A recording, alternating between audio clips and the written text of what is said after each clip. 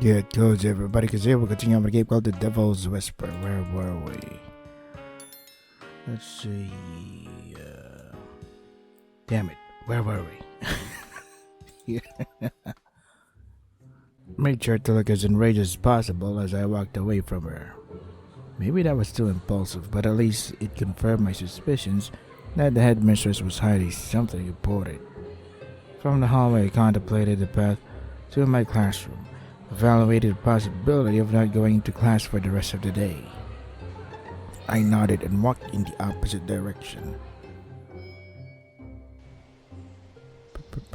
I left the school long before classes ended. Classless. I was aware that this would represent one less point of attendance in all the classes of the day, but at that moment, my priorities were other.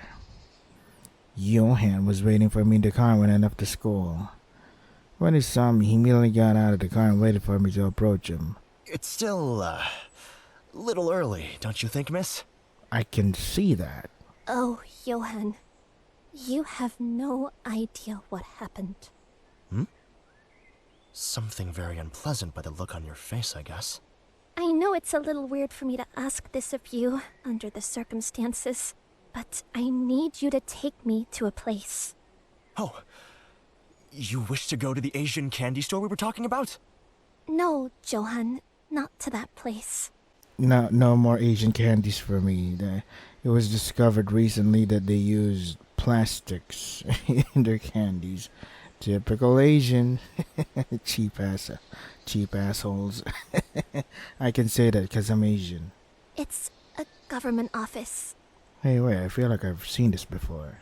It's, a bit strange, your request. Besides, your parents. My parents don't need to know about this. Let's go to the car. I'll tell you the address. Johan paused for a few seconds to think about what I had just asked him. However, this guy has always been very friendly to me and follows me my every plan, without the need to tell my parents. So it didn't take long before he agreed to take me to the place I asked for. As you command, miss. Johan opened the car door and gave me his hand to get in. After closing the door, he immediately climbed into the front seat and started the vehicle. It was a matter of minutes before we got to where I wanted to go. God, don't let what I'm about to do be foolish. I feel like we've seen this before. Yep. Government office. I got out of the car, waited. Wait, miss! Are you going to go to that place by yourself? Yep. Please, Johan, I need to do this. I walked away in a hurry to prevent her from changing my mind.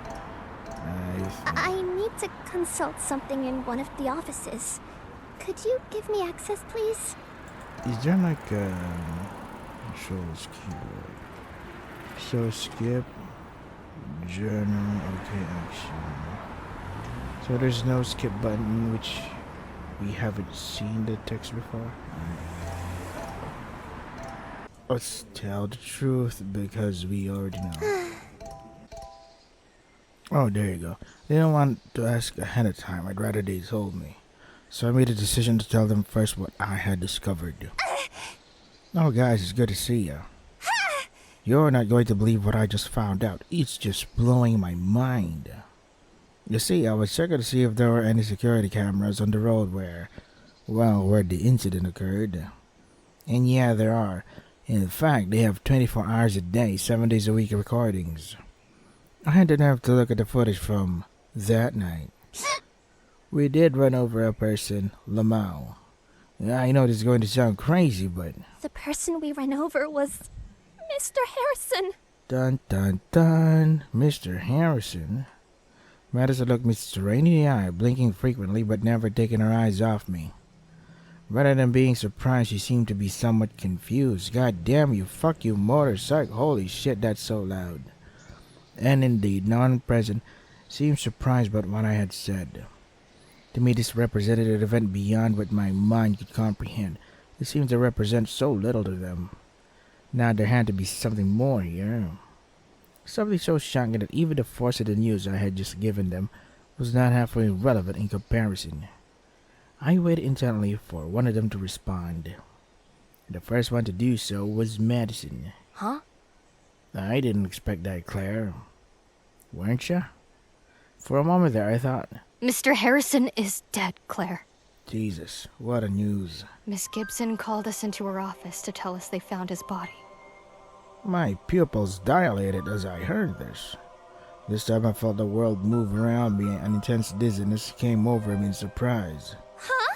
What? But how? Wasn't he just supposed to have a viral flu? Damn, viral flus are getting crazy. It seems that he left the city a few days ago for a town outside of Ricefield. Just today they found his body at that location near a forest. And did they tell you what the cause of death was? No, they didn't tell us anything. The principal preferred not to give us details. In fact, only the 5 of us are aware of his death at the school. They seem to want to keep all this hidden from most of the students. But I don't think it was a natural death, considering the bizarre way it happened. Mr. Harrison, it can't. He had only been back a few days. It would be very cruel if...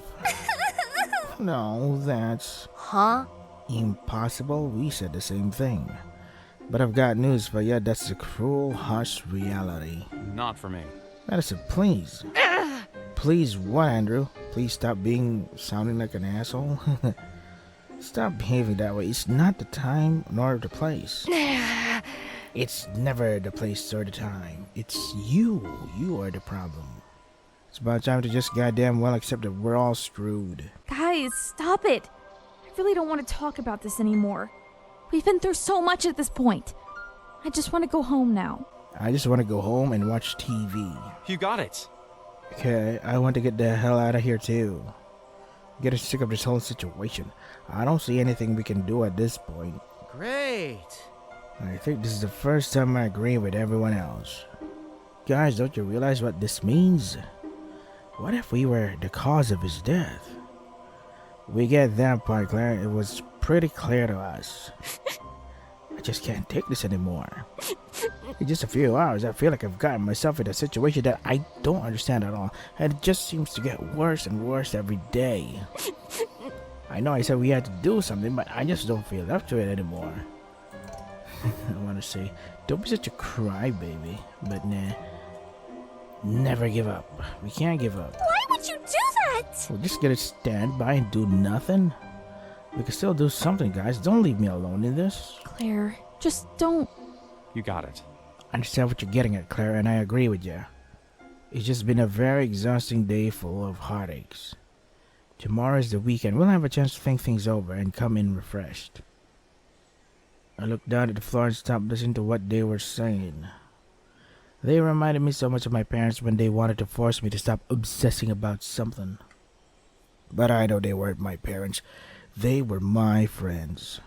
I didn't want anything worse to happen to us. I understood the meaning of so much that day she came in begging us to pay attention to her. If we had listened to her, then maybe it would be a different story. The person approached me from behind, gently touching my shoulder to give me a warning. It's time to go, miss. Your parents will be home shortly. You're right. Thank you for letting me know. I let Johan grab my bag and walk to the car. At least I had done everything in my power.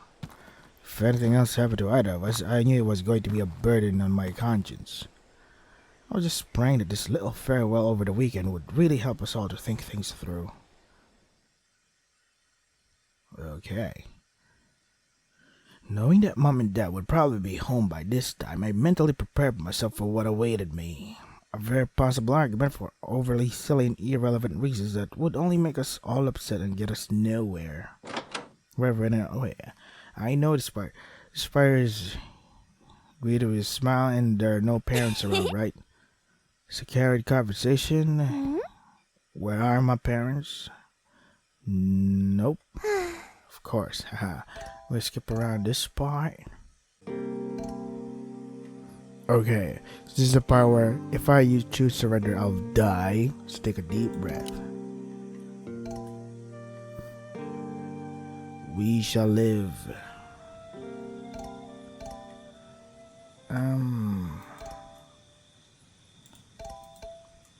Escape through the window. New chapter?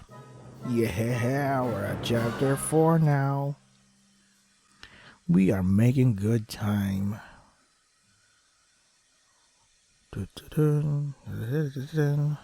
Okay, so we've seen this part. Oh, this is different. However, as I was about to leave, a familiar face stood in my way. Holy shit, it is different. It was Conrad who seemed to have come here in distress, desperately looking for something. The first person he turned to was me, as soon as he saw me. Madison, how nice to see you. Conrad, what are you doing here? What a nice way to greet me. On it. Sorry, it's a habit. But seriously, what's someone like you doing in a place like this? I didn't think you even knew it was a library, you know? Andrew told me you were here. Huh? And may I ask why Andrew told you where I was? Don't blame him, please. I had to beg him to tell me where I could find you. Anyway, I'll talk to him later. Now, can you please tell me what the hell you're doing here? Well, I was a little worried about you. I don't even have to tell you why. This is all crazy. I don't even know how to react to the situation. I was a little surprised to see that Conrad wasn't looking for anything more than to know about my safety. Seems that despite everything, the guy still retained a little empathy for the people in his life in whatever way. However, it still seemed too weird for me that he just took the initiative to desperately come to this place for no reason. Stuttering. So nothing serious happened? Not really. And you don't have any news? No, neither. And you just came running to the library to see if I was alright? Yeah, that's true. I appreciate you telling me about your concerns, but I don't see the need for you to come to this place, and in this unexpected way. It was much easier for you to send me a message or something. Well, I also wanted to see you in person, if only for a few moments. And I wanted to make sure you were safe and sound. Amelia was also investigating when she got too involved in this whole mess. I really couldn't bear it if something happened to you, Madison. Ooh, smooth guy. Oh, looks like someone got a little too affectionate. And you like that, don't you? I'm serious. It's unthinkable for me to lose you. I want you to be safe, Madison. I let out a small smile and blushed a little. Maybe that conversation we had the other day did serve as a fresh start in our relationship. Thank you Thank you for what? for this. I miss it. Sorry. I miss these tiny details you used to have with me. I'm not much of a dirty person, I'm sorry. Promise I'll try to improve that about me. I moved my hand towards Conrad's cheek and caressed him for a few seconds, even though this is a public place and it's embarrassing, but as long as nobody's watching, I guess that's fine. We were both staring into each other's eyes, but for different reasons.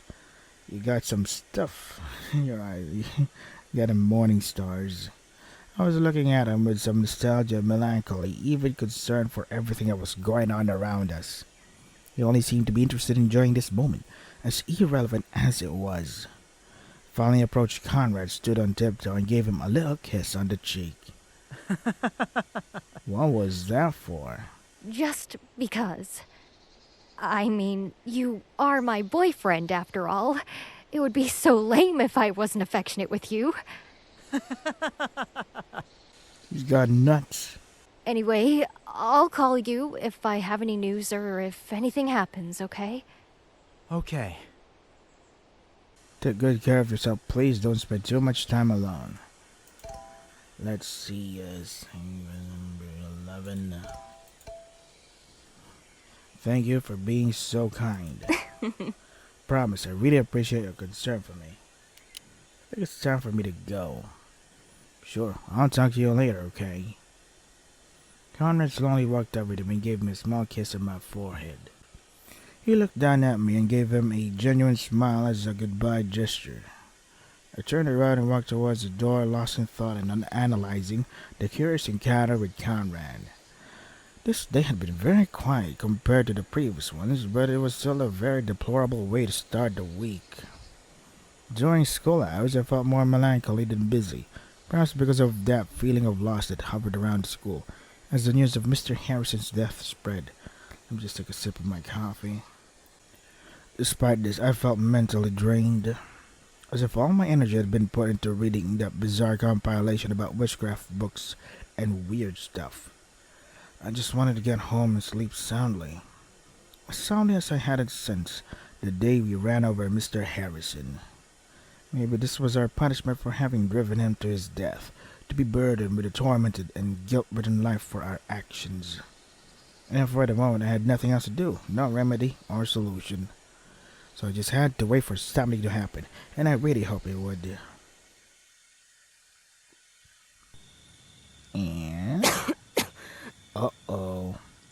I took a glass and filled it halfway with water. By drinking the liquid, I managed to relieve the scratchy feeling and cleared my throat. Oh, is this the part where, what do you call that? Andrew discovers his dad's room and stuff? Let's see. Wherever I preferred, yada yada. Oh, there you. We can skip this part. Oh, cool. Cool. I'm in that arrived at the station, a little confused and looking around to try to find us. As soon as I saw her, I yelled as loud as I could to get her attention. Amelia, we are here. Amelia searched with her eyes for a couple of seconds before she found where my voice was coming from. Once she located me, she walked over to where I was sitting and gave me a hug.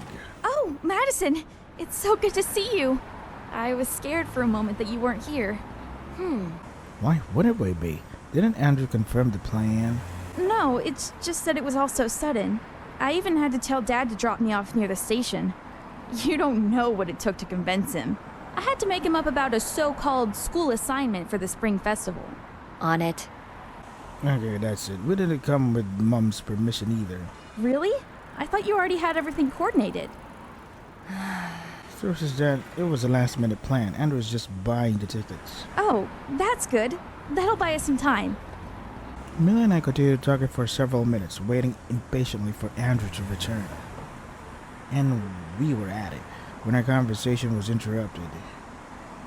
The boy approached from my side, and greeted me by name. Hi, Madison. Hi, Amelia. Turned my head toward him and greeted him the same way. Conrad had a worried expression on his face, something quite unusual for him, considering what his personality is normally like. A peculiar gesture of clenching his hands and looking around constantly caught my attention. Hey, is something wrong? Are you alright? Huh? Why do you say that? Just look at you. You're a wreck. Yeah, I'm sorry. I could barely sleep last night. This whole thing, this curse, is making me feel worse than ever. I almost didn't come to the meeting. I honestly can't make sense of it. Oh, come on. This is no time to lose heart. Yeah, I tell that to a person who hasn't had 8 hours of sleep. They can't function properly. Not happening. Conrad, I need you strong, please. I don't know what we're going to face, so we can't waver right now. I'm tired, Madison. I want to rest from this whole nightmare already. We were in this little discussion when finally one more person approached us. A girl wearing a school uniform with her hands hidden behind her back and a nervous expression. Hey. Hi, Claire. Good to see you. Huh. For a moment there, we thought you weren't going to make it. You took too long. I'm sorry. It hasn't been an easy day, if you knew what happened to me. Huh? Well then. I was about to berate Claire for her laziness, but something else caught my attention. There were bruise marks on Claire's cheeks, barely visible because they were concealed with makeup, but still noticeable. What the hell happened to your face? Please don't yell. My parents don't know I'm here. I don't want anyone to recognize me. Are you okay? Did they do something to you? The bruise on the face tells a lot. You fucking serious? Fuck, the asshole did that to you is going to pay dearly. Like $100 or something. I looked at Conrad out of the corner of my eye and then returned my gaze to Claire. Please, I don't want to talk about it. I'm sorry. I'm just going to say that I'm not living with my parents, but I can't talk about it too much for my own safety. Actually, I think we should hurry. I don't want to spend one more second in public. Don't worry, Claire. We won't say anything to anyone. You can tell me if you need anything, you know.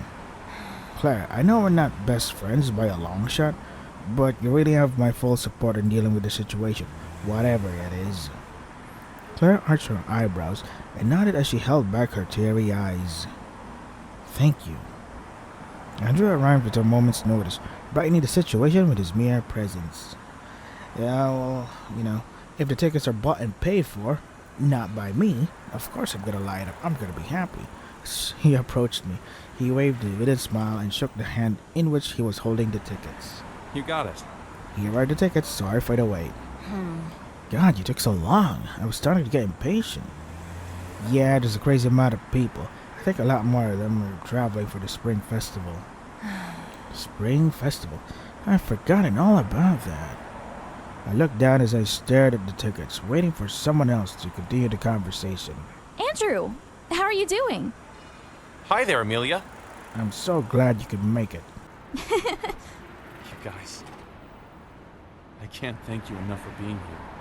I know it was very sudden to let you know in the wee hours of the morning that we were going out of town.